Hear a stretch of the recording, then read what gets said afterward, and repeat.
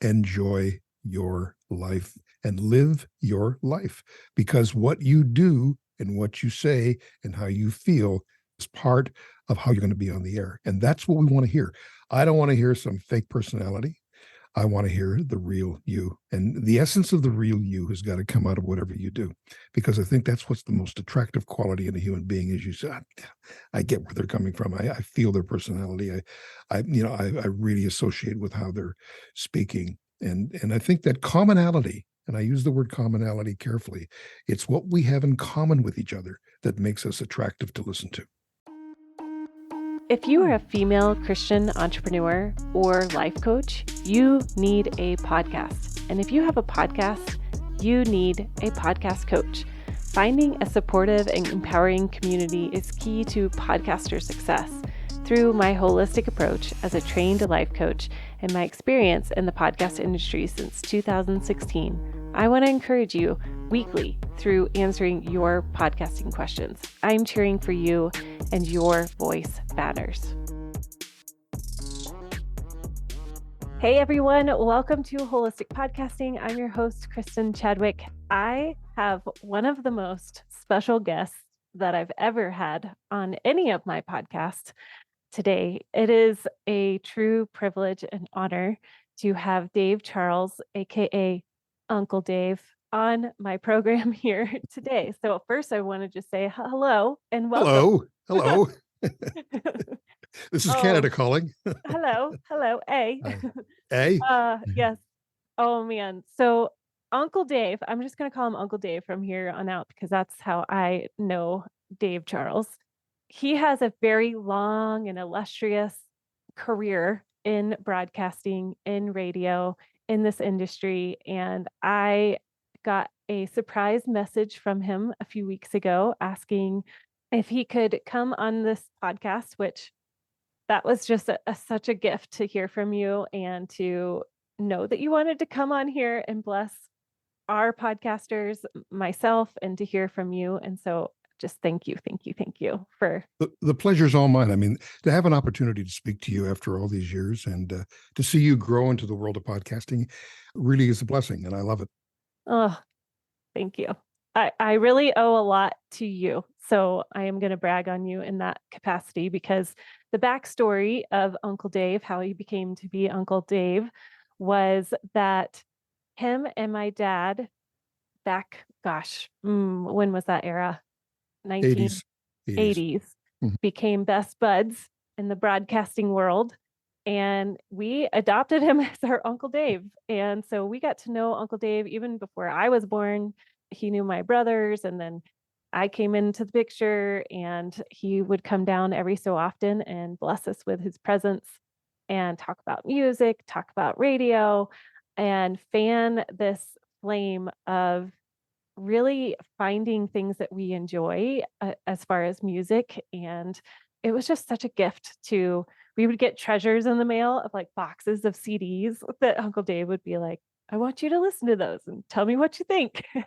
And it was such a gift. So that is a little snippet of who Uncle Dave is for myself and my older brothers and my dad.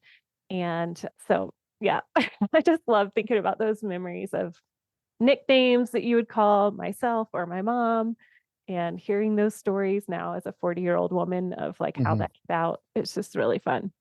Well, we had such a good time. The reason I came down to Alpharetta, Georgia, was Thanksgiving.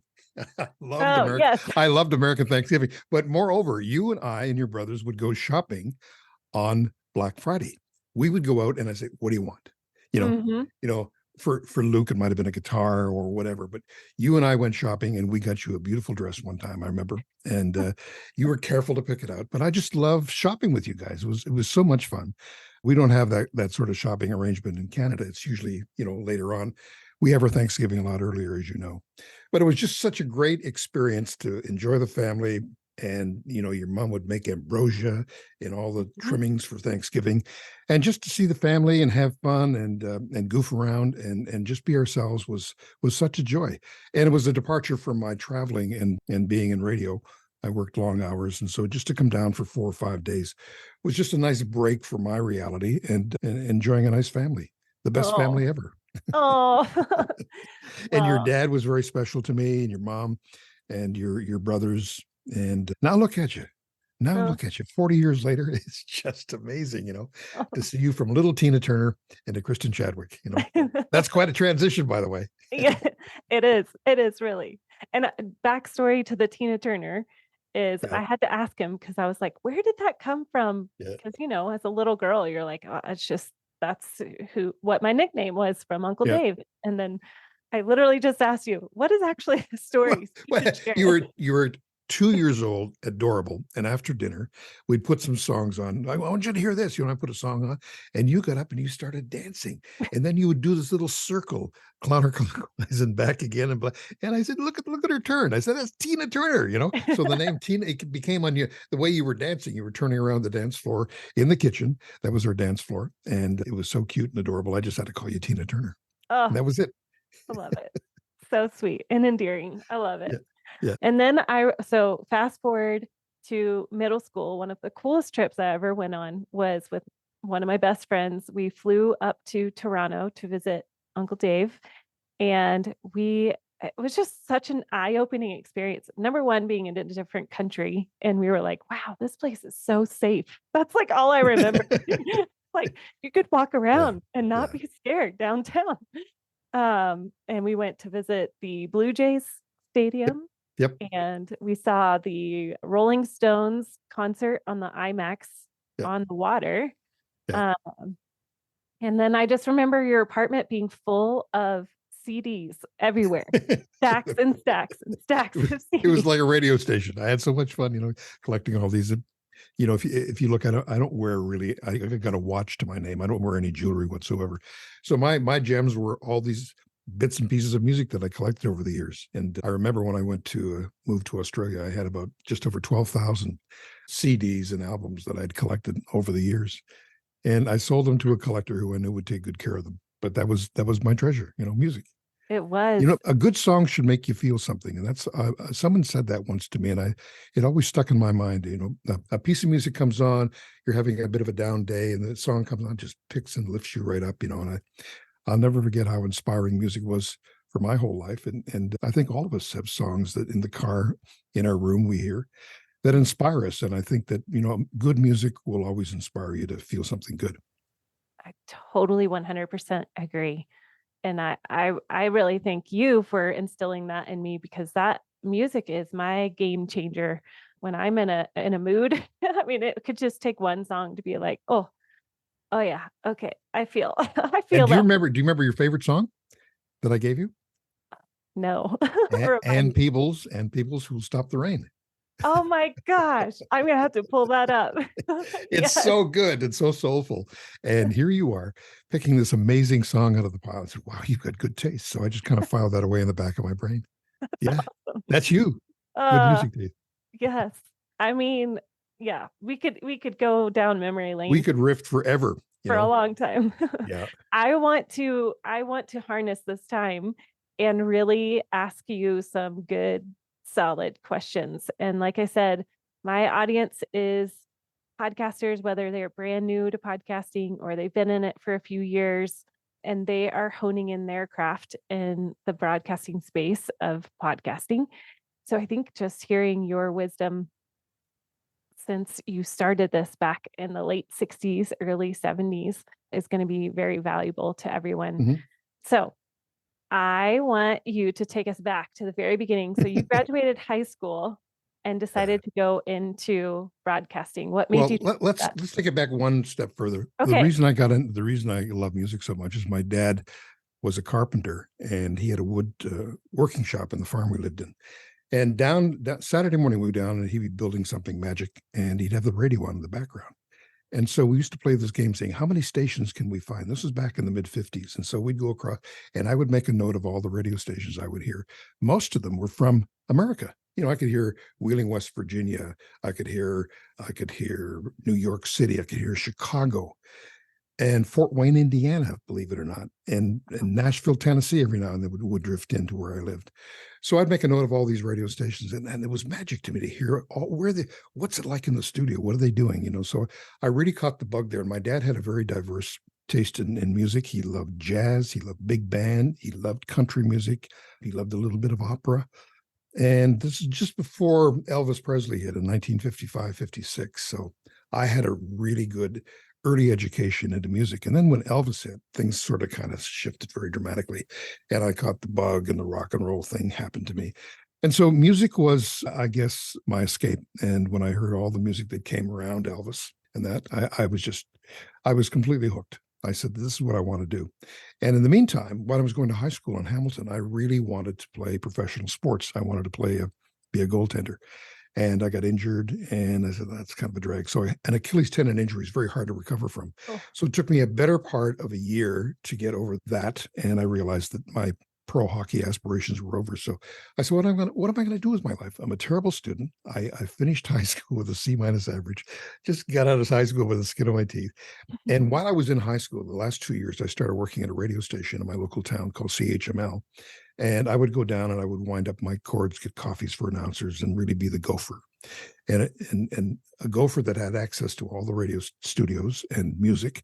They wouldn't pay me any money because that wasn't the thing. They would give me 45s of rock stuff because this was a sort of an MOR, easy listening radio station. So I built up this incredible collection of music. And so all through high school, I would do social dances at the school and stuff. And I really said, I love this. So a gentleman by the name of Bill Stirrup at CHML trained me up and said, look, here's the basics of what you got to know to be on air. You've got to practice, read. And he said, express yourself, talk about what you see. And I'll never forget that. So I would listen to other DJs who were on the air from New York and Toronto. And I would say, I would start to copy their style. But eventually you get your own style and you start to get into your own groove as to what you want to do. And it was so much fun. And I said, can you make a living at this? And he said, sure. So 1963, I got a job at CJBQ in Belleville near Lake Ontario. And that's when I started my radio career. 60 years later, I'm still doing it, not on the air. You can say you like it. I like it. But after so many years on air, then I decided that behind the scenes was more fun. So I would create these formats and when I was headhunted by this client of mine in Australia, I started working in Australia in 1993, 94. And from there, I traveled to 42 different countries working and setting up radio stations. So you can imagine being in South Africa, Myanmar, Indonesia, Japan, China, Singapore, Malaysia, and setting up these radio stations and radio networks. So I really got a sense of how the world looks from other perspectives, and that how important radio was in a place like South Africa after many years of oppression and apartheid, when Nelson Mandela came in, and how important radio was to the people who were under that oppression. And it was just such a magic thing to see all that happening and realizing that I had an opportunity to transfer knowledge, train them up with best practices in radio and communicating and how to put a show together and do that sort of thing. So I made tons of friends and learned so much about culture and historical aspects and everything in life that mattered. And radio connected all of that for me. So, if I had to go back to school again and go to university, I would want to take cultural anthropology and learn about how the world works through various cultures, because we all have so many different ideas and ways, and religion is a part of that, as is politics and everything else. But it all factors into how you yourself form your own views of how the world works. And from that, you just sit back and figure out, okay, now how can I utilize my business of broadcasting and bring people that information and joy. And that's how it all got started. And I really got hooked on this global thing. So many years on the road, I came back to Hamilton, my hometown, in 2010 when my mom had a stroke, and I realized that I was needed there. So I took a whole year off from radio and started to really gather myself again and figure out what I want to do next. So I met my wife, Rita, 2 years later, and we set up a consulting firm, which we now still do, and I really enjoy. So we still have a chance to work with radio broadcasters and developing their formats and how it works. But it's so exciting to be in this business because I started off in broadcasting. Then we ended up in narrowcasting, micro niche, small time, and then podcasting as a part of that niche programming, because a good podcast can be, anywhere from 15 to 30 minutes long and longer if it's really, really good. And a lot of people are streaming their music these days. They're not getting it from radio. But radio is still listened to by at least 92% of the population in the US and in Canada and Australia, very similar numbers. 92% at least listen to radio once or twice a week, whether it's traffic, news, information, company, music, whatever. But there's all these streaming services, whether it's Spotify, YouTube, Apple Music. People have so many other sources now. And then you have a layer of podcasting like you're doing right now. And that's really niche programming. And you are developing a cult following of listeners that like what you do and like what you say and want to be a part of that. So we have all these little networks developing around the world out there that that are doing what you're doing right now. And I think that's really encouraging. And that means that we don't have to have an expensive bricks and mortar radio station. We can do it right here in our home, in our computer, and our laptop. Pretty good quality, as long as we can hear each other and exchange ideas. That's it, and we can add lots to it. But in a nutshell, that's it. So what you're doing right now is the new era of what broadcasting was. It's, as I say, it's micro niche casting. It's very specific. And I think with that in mind, keep on doing what you're doing, and from that, you will see that you've started down this road of podcasting. It will evolve. You may collaborate with somebody and develop, another style, another format. But whatever it is you do, that, what you do matters, and the people who follow you matter, and you want to somehow connect them to something bigger and better. That's sort of the objective that I see with podcasting. The essence of broadcasting: inform, entertain, engage. Those are the three principles. So information, entertainment, and engagement, and after that, it's the ability you have to develop the size of your network to market it out there and let people know that you are available, to try it, you'll like it, hopefully, and continue on from there and building your following. That's really what good podcasting is all about. It's about getting that audience, building the audience, and growing the audience. Yes. And that is my job, is to help other people do exactly that. I want to jump back because I love that there's this common thread through your passion for broadcasting of really hearing people, helping people be heard, to be seen and be known. Whether that was like you radio dialing in and listening to these broadcasts all over the country while you're in Canada, that's fascinating to me. Number one, that you could pick up all of those radio stations. And then like taking that and then, several decades later, you're helping people all over the world create this opportunity to broadcast their voice and I say this a lot on my show, is your voice matters. And that's exactly what you're doing, is you're creating this opportunity for people to do it well, to use their voice in a way that is empowering to other people, whether it's music or voicing your opinion or whatever, or fast forward to podcasting. So I just wanted to hit on that of like, yes, absolutely. And of course, that's the essence that podcasting is pulling from radio and broadcasting in its original state. That it just keeps coming through, is letting voices be heard, no matter what they believe or what they're into and all of that. So I just wanted to comment. There's one other layer we have to talk about, and I'm sure you've heard about it. It's called AI, radio AI, artificial intelligence. It's the big talk in radio right now. A lot of radio stations are starting to. There's early adopters out there who have AI voices on the air right now. I could get a sample of your voice in 1 hour, and I could create Kristin AI, and it'd be pretty difficult to pick that's not you. And movies are using it, and commercials are using AI voices. And in my life, I don't like anything artificial. I like the real thing. However, the reality is that these things have been created. For me, the genie is out of the bottle, but my job is to make sure the genie doesn't get out of control. And there's a good toolbox, and I'll send you a list of things that this AI can do that is going to save you time. It can do spec spots for commercials and help you with production and really time-saving things, so you can focus more on meeting your audience and doing more shows and getting more interaction. So it's a really good toolbox, but in that toolbox, there's things that you should not use if you don't know what it can do and the cause and effect of that. So I'm doing an essay on that for a couple magazines. So I will send you a copy of that when I've finished it. There's a lot of research. Also, what I do every day, I use ChatGPT. Now, that's a shortcut way of doing research, but I can ask it anything, and it'll usually spit out things that oh, gee, I didn't think about that, but it should have.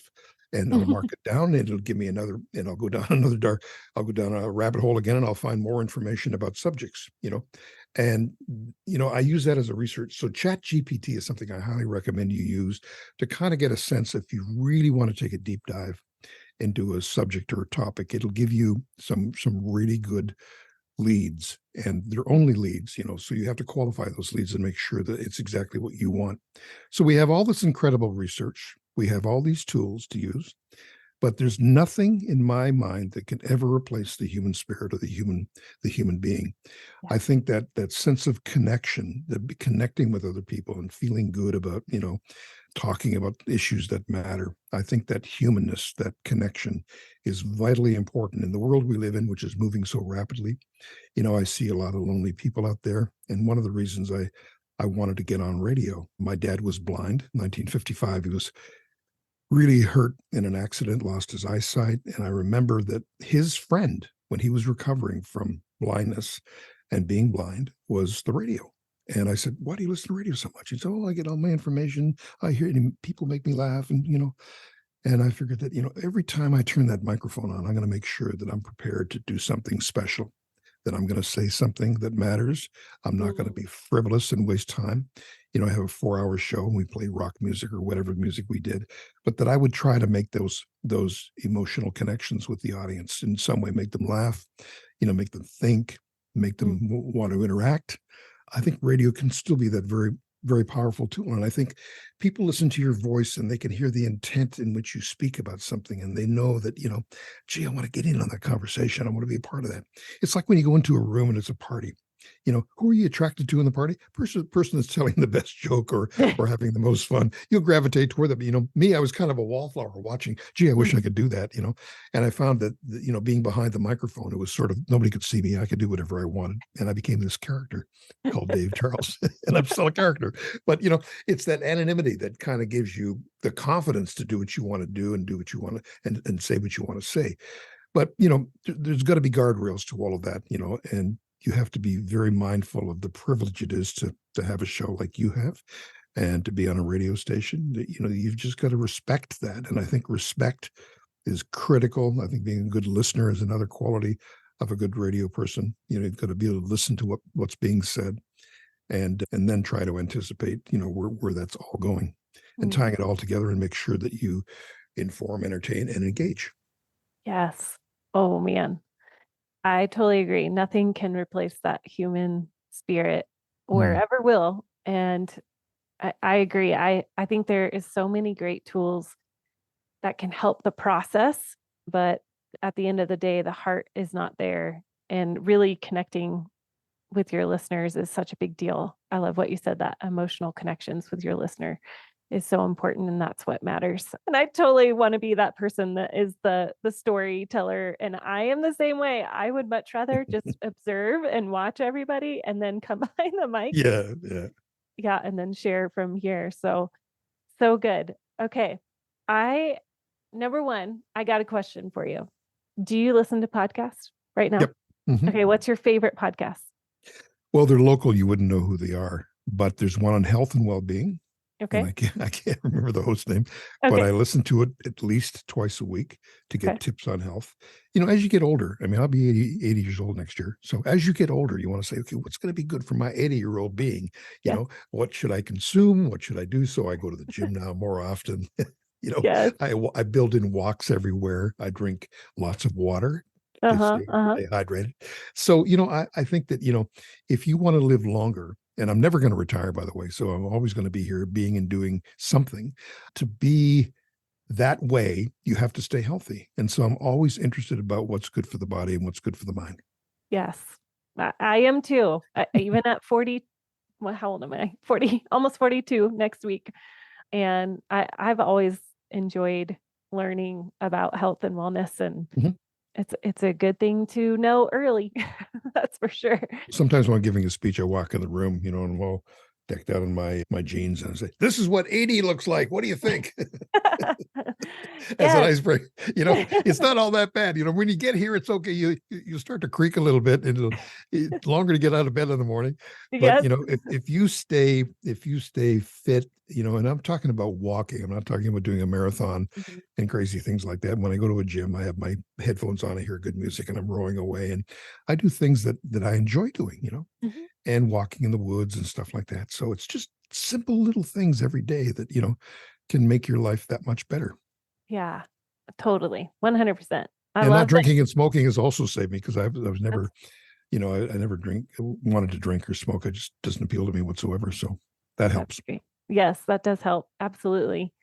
Okay, so with those health and wellness podcasts, what about that podcast makes you want to listen other than the content? Well, I guess the content would be a part of it, but what are some of those things that you're looking for that is I'm I'm a follower of this podcast. What are some of those things that you see? I want to be engaged with a conversation about. I want someone to tell me an anecdote about something. The other day I was watching this person, do push-ups, and I wondered why they did that. So I went over and that. In other words, I like to hear the story behind the routine.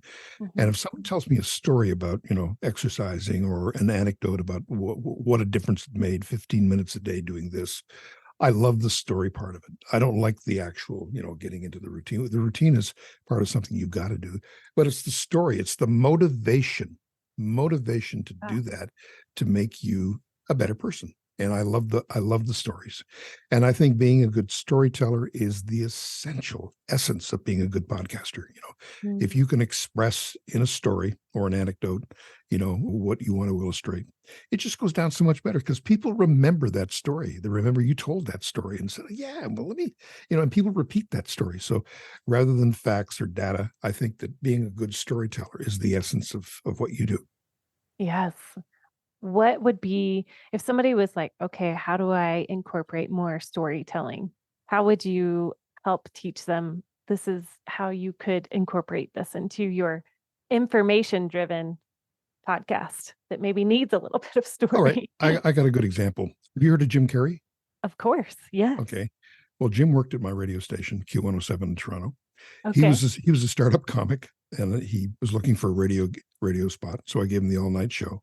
It was terrible on air, by the way, Oh, no. and it was just a mess in the studio. But I used to go down and see him do all of his crazy characters at the Yuck Yucks Comedy Cabaret.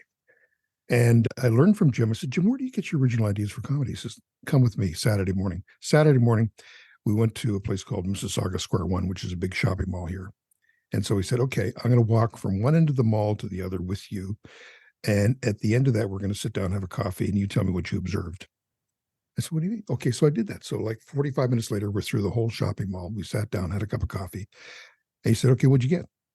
I said, "What do you mean what I get?" I just saw a bunch of stores. And he said, "No, here's what I got. Did you see that old man there trying to eat a sandwich and was going all over it?" But he was more observant than I was, right? So the exercise there was to your power of observation has to be heightened. So good comics observe and they listen and they pick things up. They're finely tuned that way. Where I was just oblivious to that. I walked through the show. I want to get from this point. I can't wait for the cup of coffee at the end. But in the meantime, from getting from point A to point B, that cup of coffee, I missed all the things around me that he observed and made. He had like 10 things I had none. And I'll Wow. never forget doing that with Jim. And he went on to his great comedy career, but he was a great study of the human condition. He would look and he would, Yes. twist it. Because comedy is a twist away from tragedy. Some Mhm. people will take a story that's not so funny and twist it. Jim Carrey had that ability to twist and look at life differently. And Mhm. that's where he got his comedy from, was just everyday life, anecdotal stuff, real stuff. And I'll never forget that exercise. That's powerful. I think as content creators in the podcasting space, having that time and intentionality to observe is absolutely key. And it's convicting to me too of just being more aware of what's going on in the day-to-day things and like how is this it's that connecting the human spirit of like, Mhm. this is just everyday life. And then taking that and putting it towards a story in your podcast or Yep. the anecdotal example. Yeah, that's powerful. Isn't And that great? That's a great exercise. I never forget that, So and he always had a little notebook with him where he would mark little things down to remind him. And you go back and he created this incredible comedy. And it was really comedy is observation of life and the ability to describe it in such a way that makes people laugh. And yes, that's the gift of being a comic, is an observer of life. yeah. So I guess one of the great qualities I find over the years of trying to be a better talent on air is to be a good listener, first of all, being a good observer and a good listener. So when you take it all back and filter the things down of that particular day, because every day there's something happening that's top of mind with everybody that day. It could be someone paid it forward, and you Mhm. found out about that person, mentioned their name in your show, but there's always something every day. You try to stay away from the hard news, but there's something of a high human quality that you can capture. And if you can capture that, spin it in words so that people can relate to it and, experience it through your commentary. Yeah. Oh, so good. I feel like that in itself was just power packed and it could be a game changer for you as a podcaster. And I mean, it really is for anybody who is in that space of using their voice. And I've seen that in, man, I'm trying to remember do you know who Ed Milet is? He's one of my favorite podcasters. No. He is an incredible interviewer and he's a great listener and very in tune with where his people that he interviews need encouragement, but also he picks out these places where it might have been like a tragedy or it might have been part of life that was really, really Mhm. hard for them, but they have turned it for good. And so he interviewed a comedian, which I'm totally drawing a blank on her name, but it was the funniest comedy special. I ended up watching it on Netflix after that interview because I was like, this lady is fascinating. Mhm. Terrible story growing up. I mean, just terrible. But the way that she turned it just slightly to be funny and not in a crass way, not in a like, oh, this is awful that I'm laughing about Mhm. this. But Mhm. she had shifted it just enough to bring out the like human laughter, like life Mhm. is funny. So, yes, I totally 100% agree. And I can see that not only in Jim Carrey's life, but I can see it in Yeah. specific comedian that Jim I've heard. Carrey away from the stage was a very sad and lonely guy. Mhm. He really was, and he would always be down in the dumps about something. You put him up on that stage, and he turned into this crazy character. And I'll never forget. So how do you switch that from "No, no, it's just me, man"? Like it's what he did, but Yeah. he was so good at it. And language and perception is another thing to have in your toolbox as a Mm. broadcaster. Language, looking for different words to use, being as descriptive as you can, because being a descriptive can really make the difference between that story you were talking about to make you laugh or cry. Mhm. And perception, how people perceive what you're saying, and being very careful. And I mean, if you're on a roll, you got to know when to fold it, you got to know when to end it and move on to the next thing. And that's the hardest thing to learn as a person on air, is to when the bit is already expired, to transition and beat pause, and don't be afraid of dead air. Just sign a pause and then move to the next point. And Mm. learning how to transition is part of the game as well. It's part of your craft and part of what you do. But you want to bring, because if I just, that brings you in, right? I just stop briefly there and say, what's he going to say next? And Mhm. just learning how to do that so it doesn't freak you out, but learning really that ability to brief pause to bring the audience back into what you're saying. Yeah. And there's all kinds of other techniques you can use, but language and perception, language is the language you use, and perception is how you perceive what's being said. And then how you can build on that, and you start to build. But word power is important. Your the variety in your vocabulary is very important. Learning more ways to describe things, and really that's part of what you do. That's like a musician, learning those notes and learning how to play them back. The voice is an instrument. You've got to fill your head full of words, and like an arranger, knowing how to put those words together in such a way that's going to be appealing and enticing. Because if it's not, people are not going to listen anymore. It's that simple because, as you know, there's so many choices out there right now for time. And Yeah. remember, people are time stressed. They're time sensitive. So they're going to be very, very picky about what they listen to. So if you don't engage them or inform them or entertain them, likelihood is they're not going to stay very long. And that's what you have to do. And that's the challenge every time you open that mic and start a new chapter in your podcast life, that, you know, inform, educate, and entertain. Really all a part of what you need to do day to day to make sure the quality of what you do is there every single day. Mm, so good.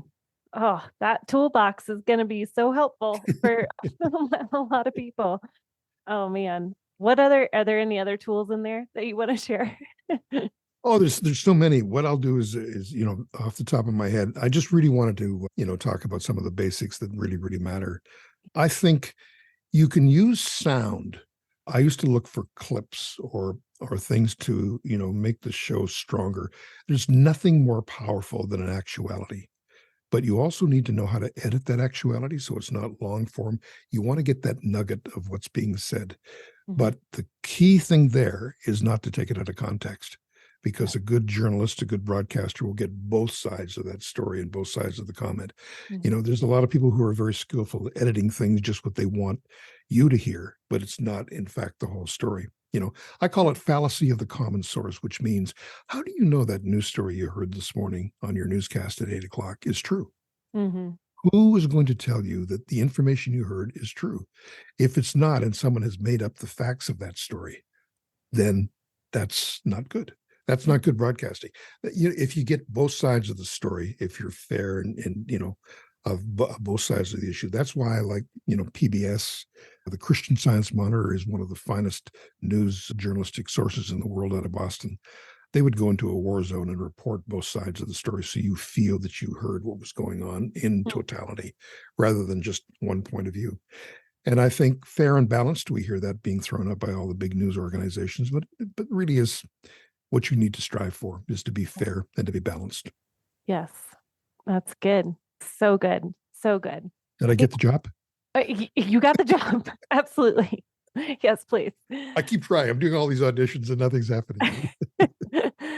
I would love to know, this will be one of my final questions.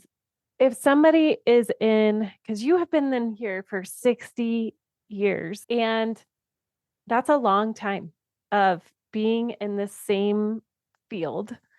Mhm. So say there's a podcaster that started in 2020, along with a big rush of podcasters that started in 2020, and they are feeling I feel like I'm getting nowhere. How would you coach somebody through that or consult with them if they're hitting that mark of like, wow, I'm either burnt out or feel like, we call it pod fade, and they're feeling like they are slowly dying on this podcast hill? What would you Mhm. what would you What I talk would with? first thing I would do is sit down and listen to at least 5 of their most recent shows. And then I would do a SWOT analysis: strengths, weaknesses, opportunities, and threats. Now, threats are things that are really going to make you fade, you know, things, bad habits you get into on the air, you know, so that's what a threat would be. An opportunity is terrific voice. You're not projecting it in a certain way. You're not, you know, you don't have any light and shade in the way you present. Strengths, you know, you have this magic quality to your voice that's very appealing, very interesting to listen to, and very attractive. Weaknesses: bad grammar, bad punctuation, you know, run-on sentences that go nowhere, not being concise, you know, those would be weaknesses. So I would sit down and analyze at least 5 shows of a podcaster, and I'd write up a report and say, okay, this is what I hear from an independent point of view. Okay. This is not being critical of you. This is what I hear. You asked, and I'm telling, you know. Mhm. So this is from one person point of view, but my point of view carries a little weight because I've had all those years of experience, and that's what I do Right. for a living. Okay? Mhm. Now, some people, I've had situations where I've told the truth and I've laid it out because they wanted to hear the truth, and they didn't like the truth, Mm. and they just got up and walked out. And I said, okay. So here's what I said: before you leave the room, before you go out that door, why don't you do this exercise again with somebody else and see what you get back? Well, in each of those situations, the person always came back and said, you know, you were right. I was hasty. I shouldn't have said that. I apologize, or whatever.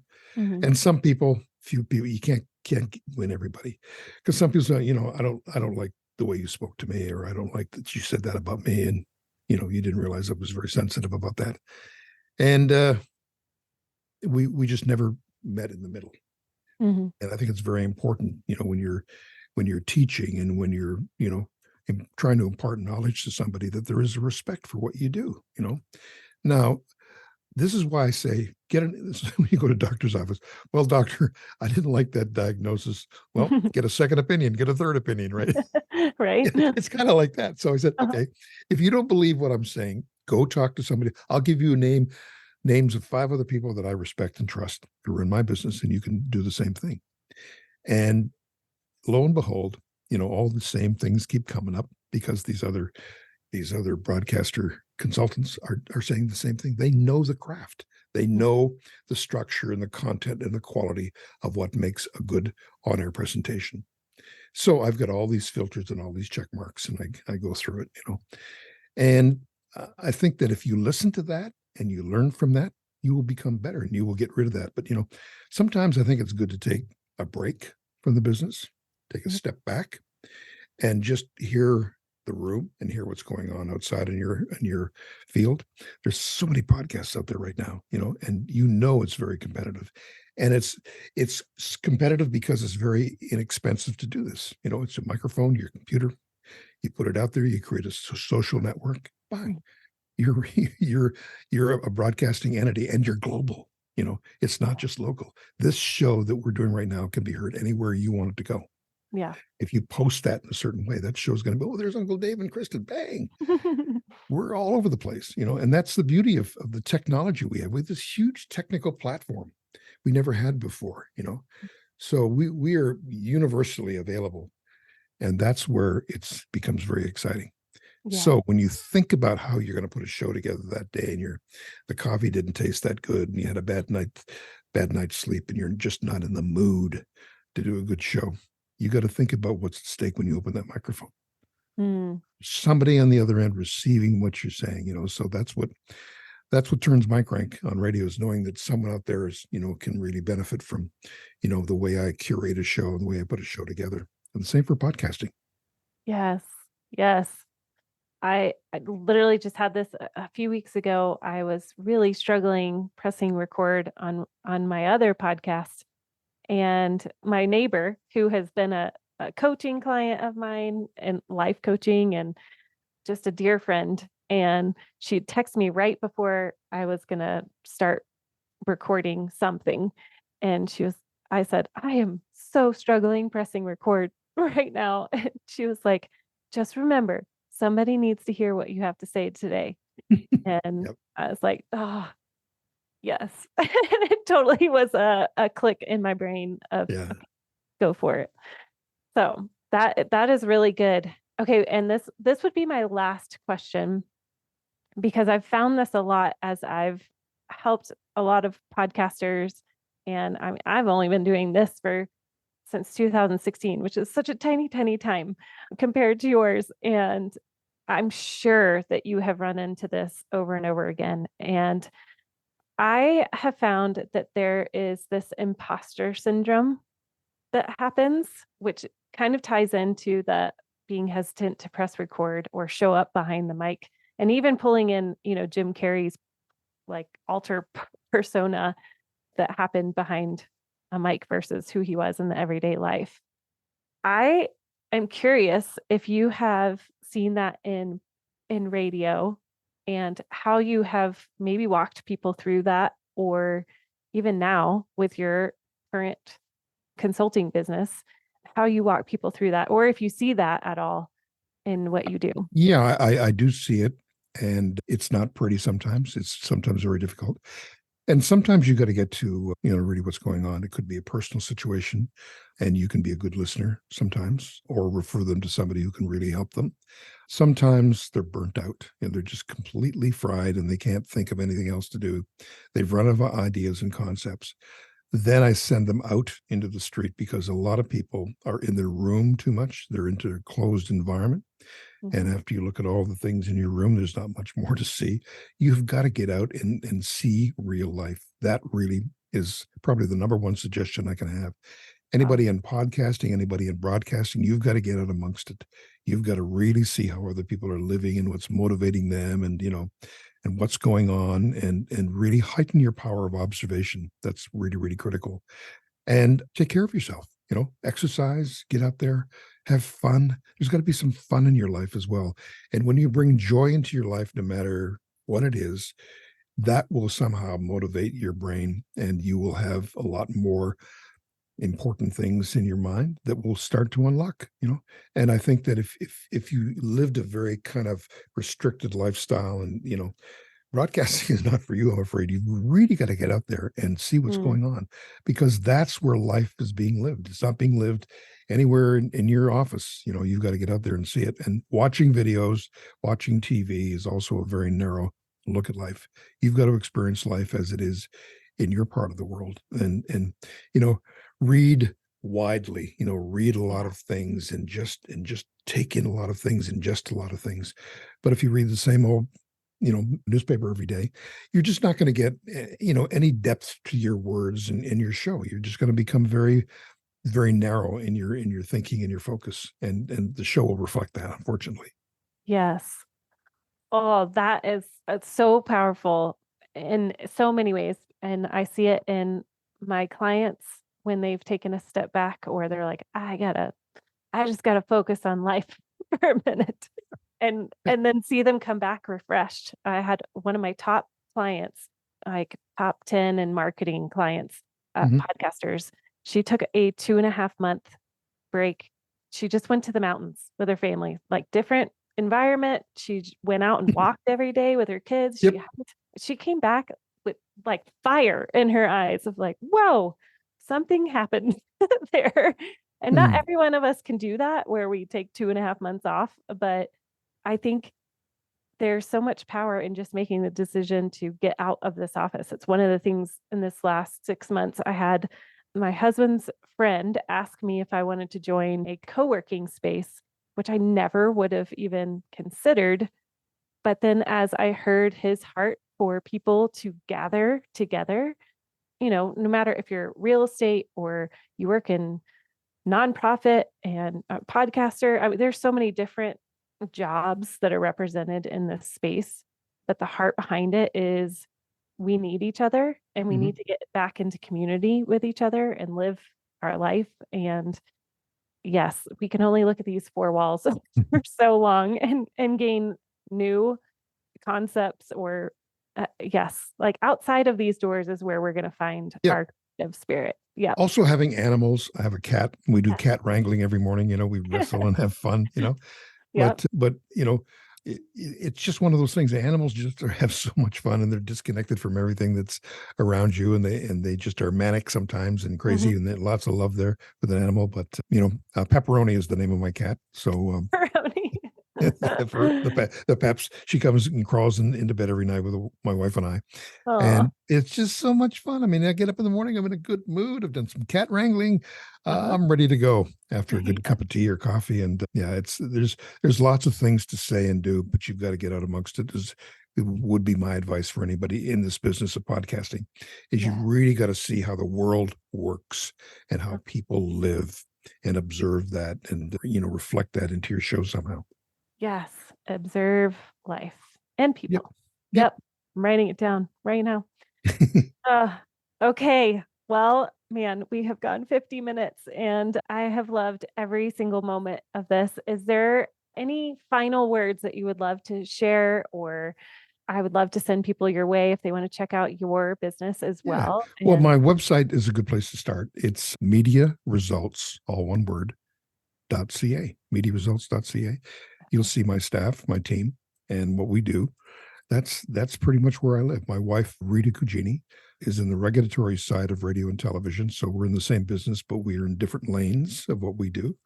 And we compare notes all the time, but we have separate offices in our home.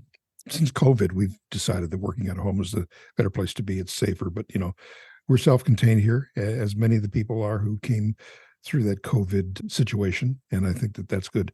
Words to leave you with. Yeah, I have a few, and they are: enjoy your life and live your life, because what you do and what you say and how you feel part of how you're going to be on the air. And that's what we want to hear.